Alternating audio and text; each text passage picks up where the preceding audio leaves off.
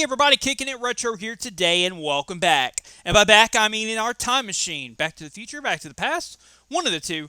Well, let me introduce you to ladies and gentlefish. It's the Croc. This is 2016, 8 years ago. God, does anybody remember that? So let me catch everybody up just a tad bit, okay? So Dragon Warrior Monsters 2 is my entire childhood when it comes to Monster Collection series games. I wanted a way and some kind of venue in order to introduce a new monster series to the channel that I have passed with and I want to bring a future with. There are many Dragon Quest Monsters, Dragon Quest Monsters Joker series, and a lot of them just have monsters. However, I just want to show you quickly as we pick Ashen, Azula, and Sefti for the team for this Wi-Fi battle. I want to show you the thumbnail upgraded so you guys can see that this is indeed a blast from the past for those of you from the Team Sonic Vector days. God, those were good days. The Croc. Ashen, Azula, and Sefti. Alright, let's get into it and see how it went down with our first Cobi and Terra. Dragon Warrior Monsters 2, TGP Dual Dragon Warrior Monsters 2, Cobi and Terra's Journey Wi-Fi battle. This is a series I hold way too close to my heart, and as an adult and growing up, the 3DS games just didn't quite hit the same way. Guys, this is back in the time where there was no way to really edit monsters. By the way, I want to talk about the original title in case it doesn't make it to the new video. It's called They're Magically Resisted. Guys, you know Lucky Charms is the best cereal. This is not even a debate. And that is what the whole thing is based on, is resistances. So, to put it in a perspective for my Pokemon viewers. So basically, when you are breeding to get your IVs and EVs, you are trying to get stats and max stats in something, right? So this works a bit differently. This passes immunities and resistances, but there's only chances to pass those immunities and resistances after a plus 60. There's a whole long competitive explanation. However, I don't think you would be interested in that, so let's jump into the game. The biggest thing that I want to talk about before we get started, as this first turn we get a couple Giga Slashes loosened in regular attacks, is there is a random damage generator in this. And every single monster can become 999 all the way across the board.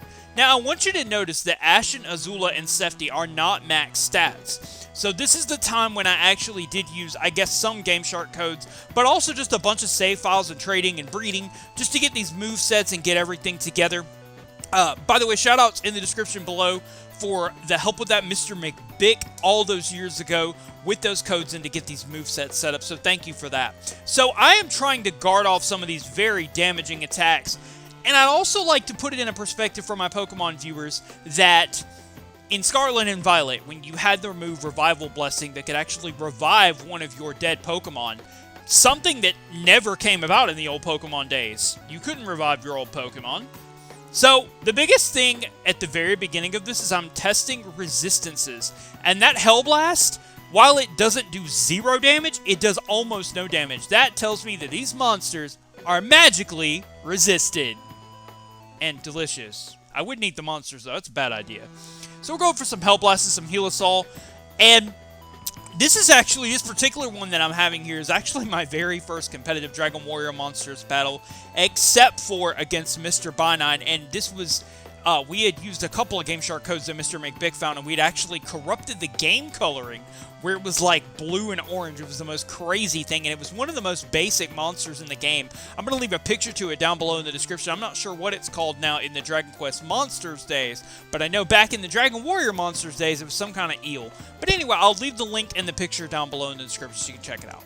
So this time I rained down another Hellblast. It doesn't do a whole lot of damage. Oh, I totally forgot. My opponent's monsters from left to right are Darkdream, Ogademir 2, and Deathmore 3. And all of their charts, their breeding charts that lead up to their immunities and resistances are all really, really good. As a matter of fact, in the context of max DVs being 15 in the old games and 31 in the new games, 31 in the new games, this game had something very, very similar in the context of Perfect Monsters. Now, I'm going to leave a very long, detailed guide down below in the description because I don't know if I could break it all down for you. By the way, there was just a mega magic there that I cast, and that requires all of your magic points to go out in order to do massive damage. But hey, it got his... what was the middle one? Ogre Demir 2 off the field, so that is great. This is also the time that I spoke in Ace Attorney tongues when I was doing any type of content. So that's what the emblem on the left-hand side is with the scales inside of the Pokeball. My ex made that for me many, many moons ago. God, these Thunderbolts are doing almost no damage. You would think in a Pokemon scenario of Hell Blast, it would do a ton of damage. Anyway, these quad hits are going to come down, and this is not looking good for our heroes. We are down to one monster. However, that monster has a little bit of a push, if you will. We have a little bit of a nom de guerre, a little bit of coup d'etat plan here, because we have the ability to revive our monsters, which not only revives them, but it revives them back to full health at the click of a button. I mean, it's like Revival Blessing, except it's not at half, you're at full HP. And when we're talking 999 HP, we're talking Blissey or Gigantamax. Again, I just want to describe it in a Pokemon sense, so it will make it a lot easier for my viewers to follow. Anyway, we loosen Giga Slash, and the magical resistances don't stop there, even though I don't believe Giga Slash is actually a magical attack. Now, this game right here is actually the second one in the series. What if I told you the very first Dragon Warrior Monsters was so hard to beat that even with Game Shark, it was impossible to beat? That's insane, isn't it? You would think the ability to just grant massive power and everything you want all in one button click would just make it so easy, but that is not the case.